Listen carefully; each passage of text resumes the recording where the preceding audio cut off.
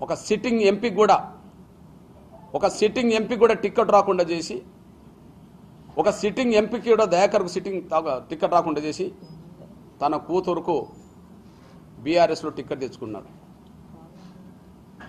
Rajanna MLA సీటును తను లాక్కున్నాడు. బీఆర్ఎస్లో సిట్టింగ్ ఎంపీ సీటును కూడా కూతురుకు లాగిచ్చాడు. ఎక్కడ మంత్రివర్గంలో చోటు దొరుకుతుందో టీఆర్ఎస్ అధికారం వస్తుందని చెప్పి, బీఆర్ఎస్ అధికారం వస్తుందని చెప్పి ఆరూరు రమేష్ని ఓడించే ప్రయత్నం చేశాడు. అంటే ముగ్గురు రాజకీయ జీవితాన్ని కథం పట్టించే పని ఒక ద్రోహిగా చేశాడు. ఇప్పుడు బీఆర్ఎస్లోనే టిక్కెట్ తెచ్చుకున్న మాదిగలకు ద్రోహం చేసి, సిట్టింగ్ ఎంపీ దయాకర్కు ద్రోహం చేసి, వరంగల్లోనే టిక్కెట్ తెచ్చుకొని మాదిగలకు ద్రోహం చేసిన కడియం శ్రీహరి మళ్ళీ ఇప్పుడు అకస్మాత్తుగా ప్లేట్ పరాయించి ఇవాళ కాంగ్రెస్ పార్టీలో ఖచ్చితంగా ఇది మాదిగల కొత్తదని చెప్పి అందరూ ఆశించారు.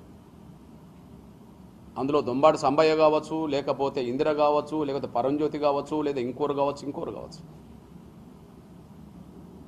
ఎందుకంటే తెలంగాణలోనే షెడ్యూల్ కులాల్లో 75% ఉన్న మాదిగలకు ఇప్పటికే 2 స్థానాల్లో టికెట్ నిరాకరించడం వల్ల, పెద్దపల్లి మాలకి ఇవ్వడం వల్ల, నాగర్ కర్నూలు మాలకి ఇవ్వడం వల్ల కనీసం వరంగల్ సీటు మాదిగలకు ఖచ్చితంగా ఎవరికో ఒకరికే ఖాయమవుతుందని చెప్పి అందరూ ఆశించారు. ఒక ఇంటర్వ్యూలో మా సోదరుడు అద్దంకి దయాకర్ కూడా చెప్పాడు, 3లో ఖచ్చితంగా ఏ పార్టీలోనైనా కాంగ్రెస్తో సహా 2 మాదిగలకు ఉండాల్సిందేనని. మీరు చూడండి, తొలి వెలుగుల్లోనే ఎక్కడో ఇచ్చేశాడు. 3 పార్లమెంట్ సీట్లలో జనాభా పరంగా మాదిగలకు 2 రావాలని చెప్పి ఒక మాల సోదరుడు అంగీకరించాడు.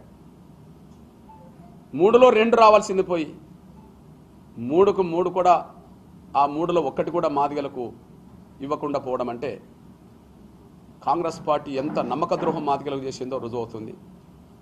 ఇవాళ బీఆర్ఎస్లోనే ఎంపీ టికెట్ తెచ్చుకొని ప్రచారం ఉన్న సమయంలోనే మళ్ళీ ప్లేట్ పరాయించి కాంగ్రెస్లో చేరి, వాళ్ళ కాంగ్రెస్లో మేము ఎంపీలు అవుతున్నామని చెప్పి ఆశతో ఉన్న మాదిగ సామాజిక వర్గ నేతల నోటికాడు కూడు కూడా తీసేసినట్టయింది.